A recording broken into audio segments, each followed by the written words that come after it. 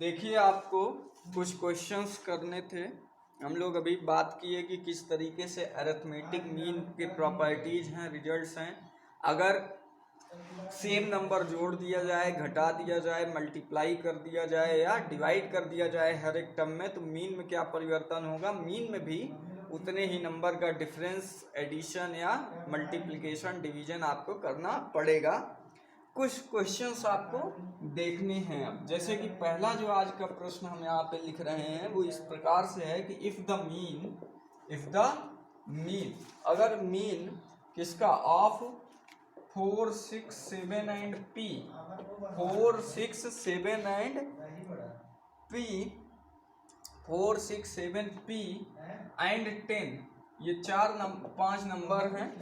इनका मीन दिया गया है 8 इज 8। फाइंड P आपको निकालना है। आपको क्या करना है, P का वैल्यू निकालना है। तो दिक्कत क्या, मीन बराबर आपका क्या हो जाएगा, मीन इज इक्वल टू आपका 4 + 6 + 7 + P + 10 बाई 5, और यही मीन दिया गया है कितना, 8। आप रख देंगे तो यहीं से आपको देखिए 6, 4, 10, 10, 10, 20, 7, 27, 27 + P बराबर 8, 5, 40। तो P बराबर 40 - 27, P इज इक्वल टू 30। ये आपको मिल जाएगा। करना क्या था, दिया था ये ऑब्जर्वेशंस हैं, तो sum of observation upon number of observation 1, 2, 3, 4, 5 से डिवाइड किए। अब मीन दे ही दिया गया, जो आएगा वो 8 दिया गया, इधर गया 40 हुआ, और इसको जोड़ लिए नंबर 27 + P, घटाए P का वैल्यू आ गया। तो इस तरीके से आप ये प्रश्न कर सकते थे। दूसरा सवाल देखते हैं। लिखा है the mean of 100 items, the mean of 100 items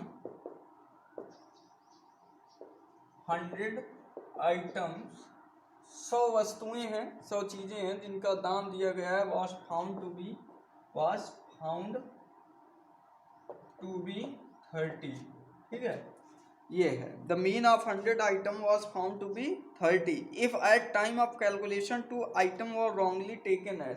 अब मान लीजिए 100 चीजें थी जिनका मीन आपका 30 है। अब if at the time of calculation, अगर आप कैलकुलेशन जब कर रहे थे तो क्या हुआ कि 2 items wrongly taken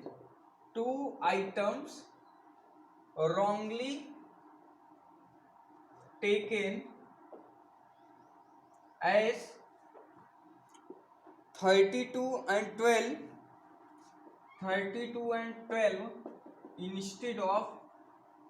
instead of 23 and 11। find the correct mean. देखिए सवाल समझिएगा, कह क्या रहा है, कह रहा है कि 100 चीजें हैं, 100 ऑब्जर्वेशन है, तो नंबर ऑफ ऑब्जर्वेशन कितनी हो गई, 100। इनका मीन मिला 30। तो इस प्रकार से दिया गया है कि मान लीजिए mean is equal to sum of observations upon number of observation. अब कह रहा है कि मीन कितना दे दिया गया है, sum of observation upon 100 is equal to mean कितना दिया है, 30। आपके पास 100 ऑब्जर्वेशन था, मीन था, सम ऑफ ऑब्जर्वेशन आपको नहीं पता, तो सम ऑफ ऑब्जर्वेशंस आपको मिल गया 3000। ये इक्वेशन नंबर 1 हो गया। ठीक है, ये आपको मिल गया, यहाँ पे सम मिल गया। अब देखिए आगे की बात पढ़ते हैं कि कह रहा है if at the time of calculation, जब आप कैलकुलेशन कर रहे थे 2 items wrongly taken as 32 and 12, 2 item क्या ले लिया गया, 32 और 12 जोड़ दिया गया, किसके जगह पे, 23 और 11 की जगह पे। जहां 32 और 12 लिखा है उसकी जगह क्या लिखना चाहिए था इनको, 23 और 11 लिखना चाहिए था ना, यही लिखना चाहिए था। तो अब बताइए कि जब 23 और 12 के स्थान पे आपका 23 और 11 के स्थान पे आपका 32 और 12 लिख दिया, तब नया मीन क्या होगा, जो सही मीन है वो क्या रहा होगा। तो आपके पास सम ऑफ ऑब्जर्वेशंस अभी इसके अनुसार आया इतना ना, यही सम बदलेगा। सबसे पहले क्या करते हैं, इसमें जो गलत लिखा है वो तो इसमें जुड़ा है उसको घटा देते हैं ना, जो गलत लिखा है वो इसमें से घटा देते हैं। तो अब सम ऑफ करेक्ट ऑब्जर्वेशंस क्या आ जाएगा, 3000। ठीक है, इसमें जो सही वाला है उसका सम हमने जोड़ा 23 प्लस 11 हमने जोड़ा सही, और जो गलत जुड़ा है उसको हमने घटा दिया, 32 प्लस 12 हमने घटा दिया ना। तो क्योंकि ये ऑब्जर्वेशन का सम गलत हो गया है तो इसीलिए हमने करेक्ट सम निकालने के लिए क्या किया कि जो गलत लिखा है उसको घटा दिया और उसके स्थान पे जब वो कम हो गया तो दो जो नए आने हैं सही वाले वो जुड़ गए। तो अब इसका जब आपने हल किया, जब आपने इसका हल किया तो आपको मिला क्या कि ये मिला 2990 मिला। कैसे भाई, ये आपने इसको जोड़ा और फिर उसमें से ये घटा दिया, जब घटा दिए पहले और फिर ये इतना जोड़े तो 2990 मिल जाएगा। ठीक है, क्योंकि ये देखिए ये 10 कम है ना, इसके सम से 10 कम है तो इतना जो घटाएंगे तो 10 कम हो जाएगा और इस तरह से आपने ले लिया। तो अब करेक्ट मीन निकालते हैं, तो correct mean is equal to 2990 upon 100, तो आया आपका 29.9, ये आपका करेक्ट मीन आ गया। तो इस तरीके से आपको सवाल मिल जाएगा जो आपको करना होगा क्वेश्चन। और क्वेश्चंस देखते हैं आगे। कह रहा है कि the mean of 16 numbers is 8, कह रहा है the mean of 16 numbers is 8।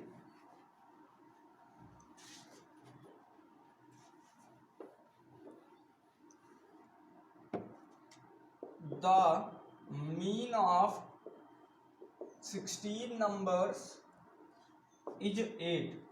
16 number का जो मीन है वो 8 है। If 2 is added to every number, what will be the new mean? If 2 is added to every number, what is new mean? नया mean क्या होगा? अभी हमने एक प्रॉपर्टी पढ़ाई थी, आप कह देंगे सर 10 हो जाएगा, मीन नया क्या आ जाएगा, 10 आ जाएगा ना। क्यों? क्योंकि हमने अभी तो आपको पढ़ाया था कि अगर हर एक नंबर में उतना ही जोड़ दिया जाए तो जितना जोड़ रहे हैं उतने से ही मीन बढ़ जाता है, अभी यही पढ़ाए थे। पर उस तरह से डायरेक्ट आप 10 नहीं बताएंगे, आप करेंगे। तो ये जब आया सम, तो मान लेते हैं 16 नंबर थे, x1 x2 कहाँ तक, यक्स 16/16 बराबर 8 आया। तो x1 x2 यक्स 16 ये क्या आ जाएगा, 8 इंटू 16, इतना आपको मिल जाएगा। अब आपका अगर दो हर एक नंबर में जोड़ देते हैं, if 2 is added to every number, तो नया जो मीन आएगा वो आएगा कितना, x1 plus 2 plus x2 plus 2 plus dash dash dash x 16 plus 2/16। तो यहाँ से x1 plus x2 plus x3 x16/16, ठीक है, ये ऐसे ही रखिए, कोई दिक्कत नहीं है, इतना ही रखिएगा। तो ये क्या हो गया, mean x1 x2 x3 x16/16 और 2 2 2 2 हर जगह अलग कर दिया तो 2 कितनी बार 2 2 आया, 16 बार, तो 2 इंटू 16 और 16।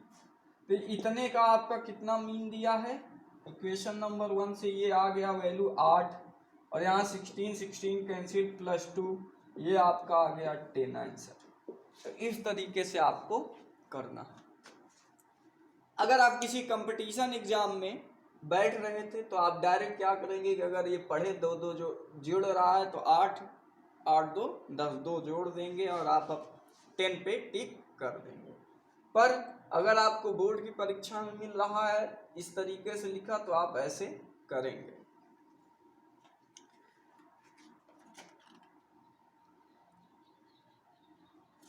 इसी प्रकार से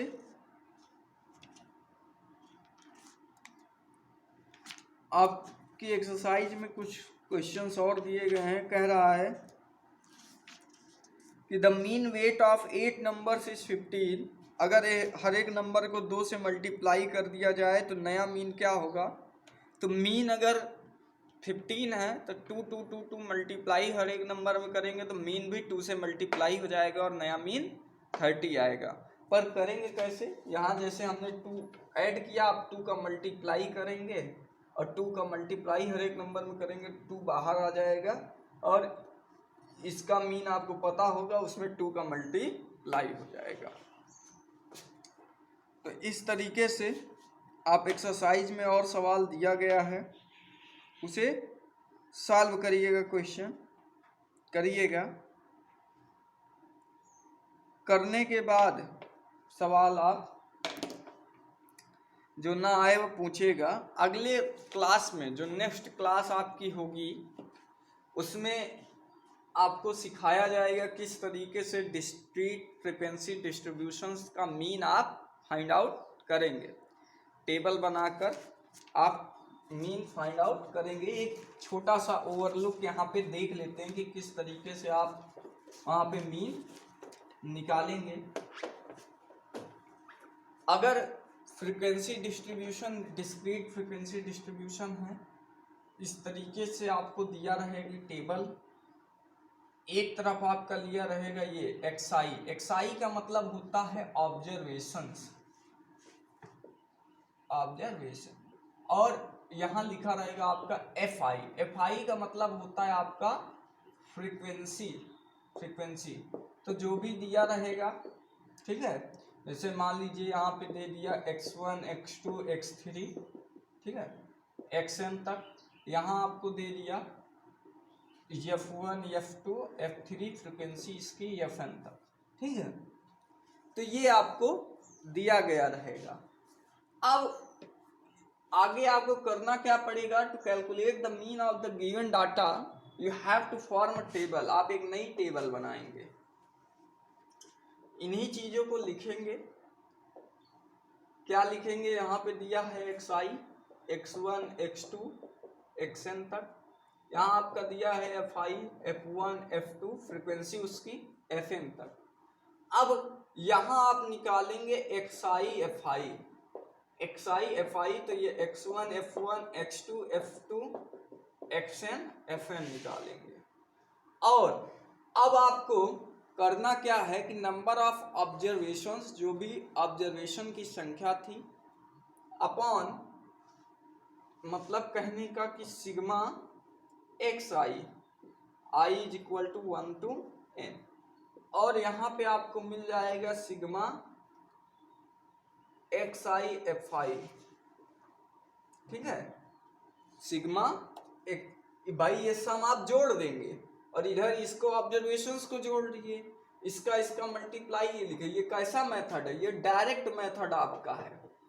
डायरेक्ट मेथड जो आपके सिलेबस में क्लास 9th के सिलेबस में है।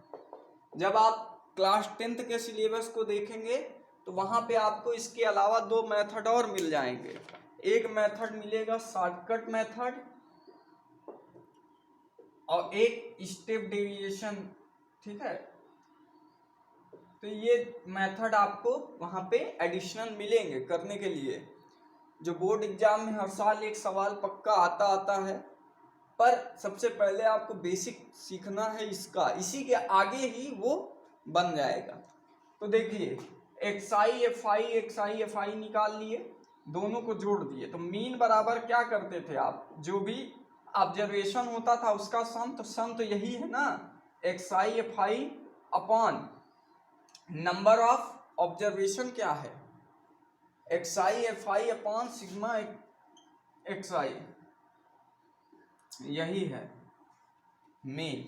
ठीक है, तो इस तरीके से आप कैलकुलेट कर लेंगे भाई। जो भी ऑब्जर्वेशन आपकी दी गई रहेगी और उसके सम से ऑब्जर्वेशन का सम, मान लीजिए 2 आया 3 बार, तो 2 तिहाई 6 हो गया, 3 आपका 4 बार आया, तो यहाँ पे सिग्मा FI से डिवाइड करना पड़ेगा कि फ्रीक्वेंसी नंबर ऑफ ऑब्जर्वेशंस आपकी दिखाई गई, तो सिग्मा FI से आप डिवाइड कर देंगे।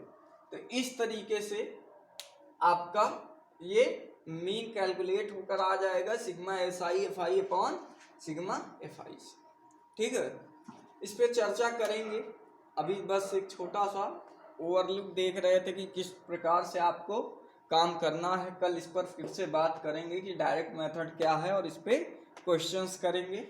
साथ में मीन और उसके बाद जो दूसरी बात आपको यहाँ सीखनी है, मीडियन और फिर मोड को थोड़ा सा जानना है। फिर आगे यही चीज़ें क्लास 10th के सिलेबस में आपको पूरी तरह से समझनी होगी। ठीक है, तो आप सवाल लगाइएगा जो भी मीन के बारे में आज बताया गया, और जो ना आए आप कमेंट करके पूछ सकते हैं। आगे देखते हैं कल की क्लास में। धन्यवाद।